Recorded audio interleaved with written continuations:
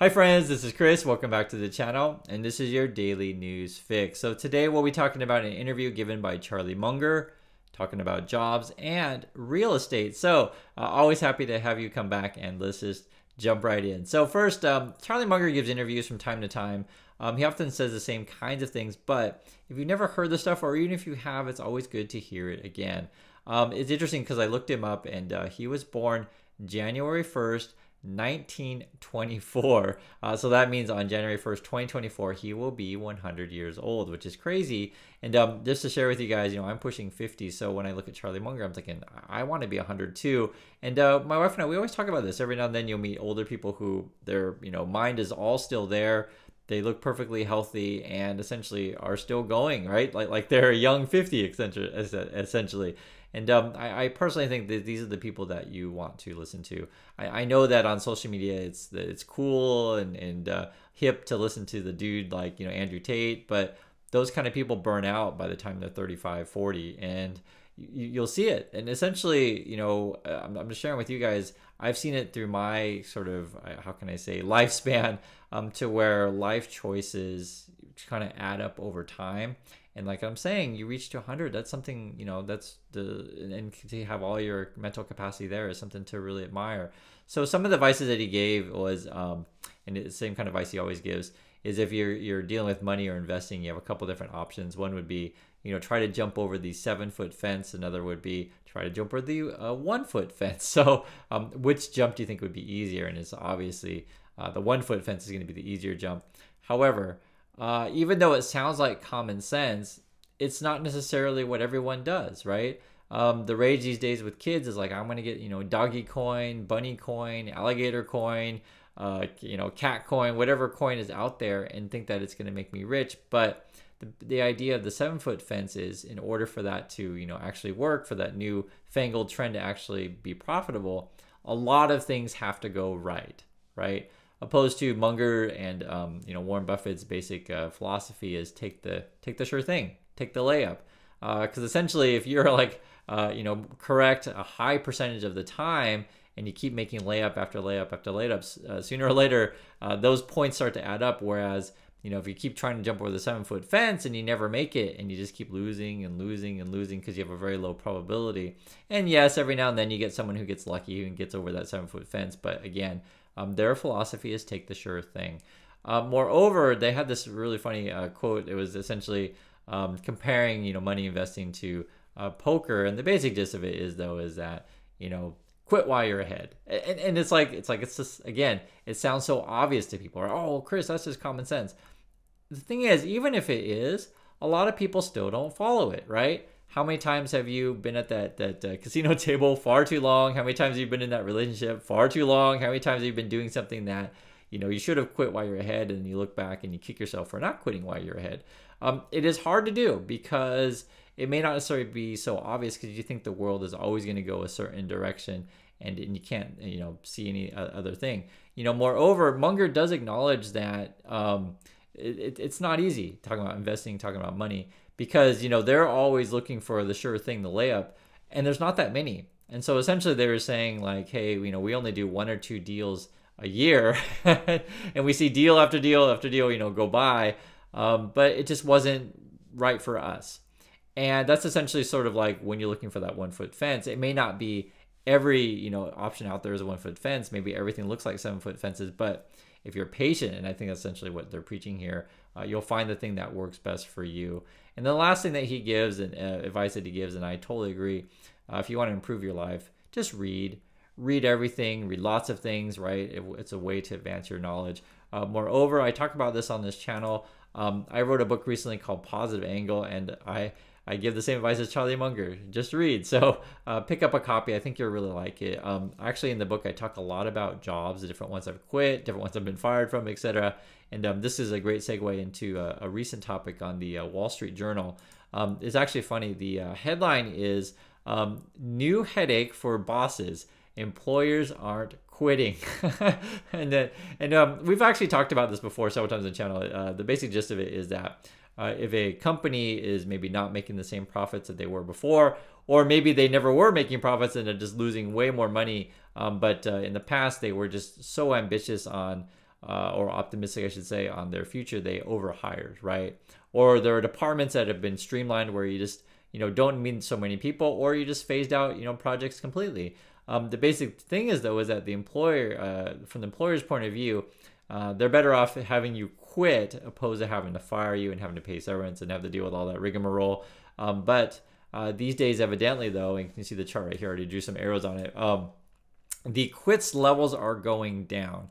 The basic thing was, people aren't necessarily so confident about the future. Or another one you can think about is as well, and I'm talking about like future job, but the other one you can think about as well is that they didn't plan so well for retirement. But regardless of what the thing is, or maybe there's no other job options out there for them, but like I said, regardless of what the reason is, people just aren't quitting anymore. And I'd be curious in your profession and in your company, if you agree with that, if it feels like less people are quitting, or if it also feels like your employer is trying to get you to quit.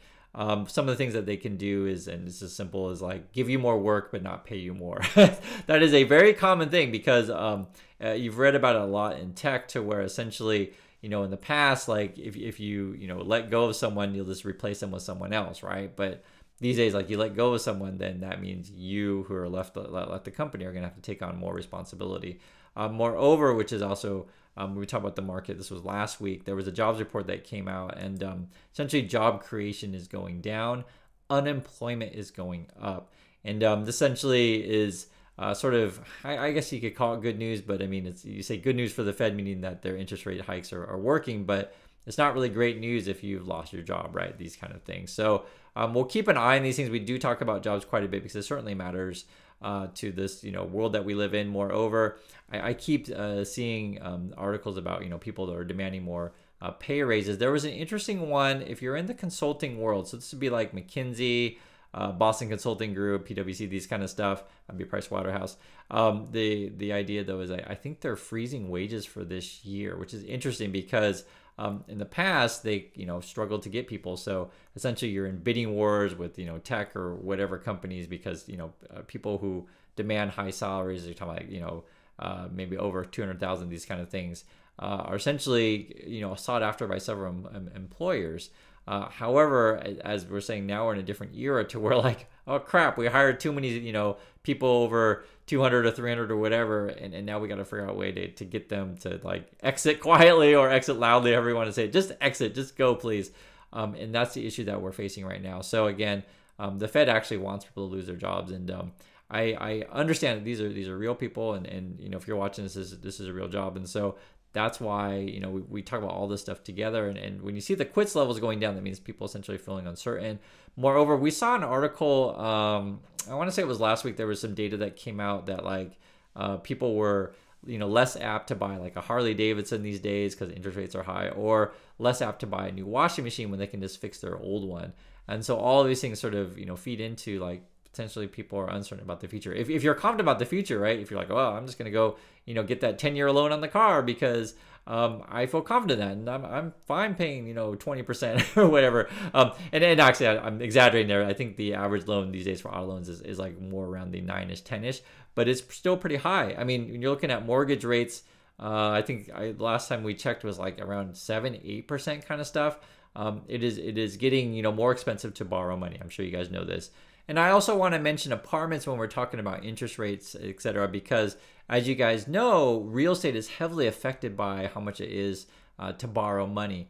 One of the things that's really fascinating is that we've talked about several times of where, commercial real estate's in trouble. So because, if we're all working from home, we don't need those offices anymore, or if we're firing lots of employees, we just don't need that much space.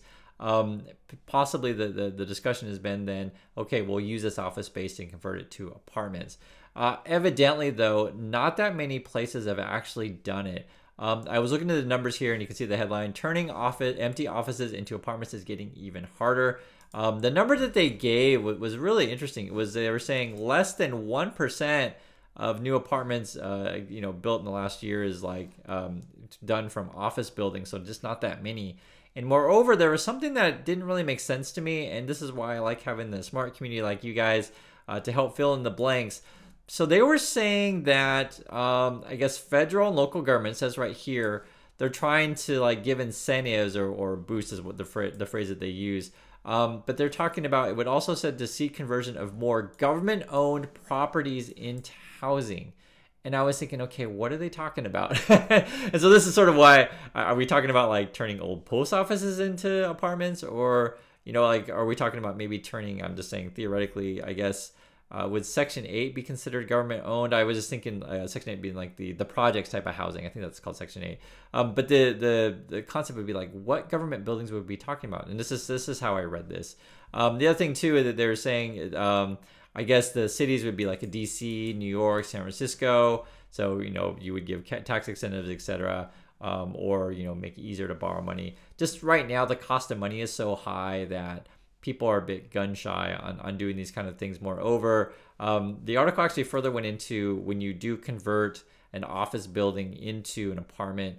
I mean, you gotta redo everything, right? Because for an office building, let's just say you have 1 or 2 bathrooms on a floor, just for example. But like, if you want to do a series of apartments, that means you're gonna have to redo the plumbing and because each unit would need a bathroom, shower, etc. So that's going to be expensive. Moreover, some of these buildings have asbestos, which is like really expensive to remove this stuff. I mean, just saying that the renovations isn't as easy as you may think it is to convert these to apartments. So oftentimes, though, these places are in prime locations, and if they're empty, you should use them for something. And for example, like in San Francisco, there's a really big shopping mall, and Nordstrom's recently moved out. So I wonder if we would start converting department stores into apartment buildings. Again, a lot of these places are in prime real estate. So it's not like this stuff is worth nothing. It's just that in order to convert it, it costs a lot of money. And then you got to hope that someone will come in and rent it. And who knows, right? When people move away and there's no work there in said city, because you guys know how this works is you live next to your work mostly. Yes, you could be work from home, but if you're going to do that, why would you want to live into an expensive apartment building, which I don't think these are going to be cheap if you're converting prime real estate office buildings into apartments. So I think this is a really interesting conundrum. Moreover, there was something else related to real estate. WeWork, if you guys know what this is, there's a rumor going around that they're going to declare bankruptcy. So it could be as early as tomorrow, this kind of thing. And there was actually a documentary on WeWork. I saw the thing. I don't know if you guys saw it as well, but I mean, when I saw it, it was basically fraudulent, kind of like a Theranos kind of stuff. And essentially, they were using all their money to just have lots and lots of parties. There was tons of hype. Wall Street was all on board. And at the time, the idea of WeWork is the shared office, and all these startups are going to come in. There's going to be this community of young people, and we're just all going to make tons of money. But when the money dries up, when the startup industry slows down, and when it turns out that all this money thrown at WeWork didn't necessarily give the return that people thought. Moreover, just to be fair to WeWork, the pandemic really, really hurt the shared office thing, right? Everyone went from home, and there's no way I'm going to a shared office during a pandemic. But basically, though, they're in trouble. And it was interesting. They were saying like at one point it was worth 47 billion, now basically to zero. Moreover, I guess the stock price, I think it was like $200 at one point, and now it's like $1. It's like it's crazy. And we'll see what if the rumors are indeed true, if it's announced this week. Moreover, with more craziness, Epic Games is suing Google. They tried to sue Apple before, was unsuccessful. They asked the Supreme Court to say step in, didn't work out so well. If you don't know, the basic issue is, so Epic Games makes Fortnite, and this is all about how much of a cut does a company like a Google or an Apple take when you have your game on their app store. And I think Apple's like 30%, something like that. And the idea is that they want to have it so that you can buy from a separate store, from say Epic's own store, but also keep the app on iPhone saying, but whereas iPhone and Google are like, hey, you're breaking terms of service, or you're breaking our contract by putting your game on there, but then having customers spend money through a different method. Because essentially, I'm sure you guys get this, it's the same with YouTube. If you subscribe to your favorite YouTube channel or buy me pizza, this kind of stuff, so I do appreciate that, Google takes a cut of that, right? And it's a real thing. And so if you, like, for example, theoretically, if you have ways to circumvent that system, they could say, hey, you are going against our system. You're taking, basically out of our pockets. We don't like you. Get off of our store, etc. And you could certainly claim monopoly there. So that's what Epic's trying to do. There's like, hey, this is unfair practices, etc. I personally think that I mean, you're using another person's real estate essentially is what's going on here. And so, the issue is like, would a court come in and say, well, you can charge, you can take a cut of someone's profits, but maybe not too much. That would be interesting if the court ruled like, maximum amount of cut that say Apple or Google could take. I also think that Apple and Google probably have really great lawyers, and Epic doesn't. Whether or not it's just or not just, I'll let you guys decide on that. I just, these kind of fights between companies, I'm not hating on it or anything. I just think it's hard to make this case when you're using someone else's real estate. That's just my point of view on that.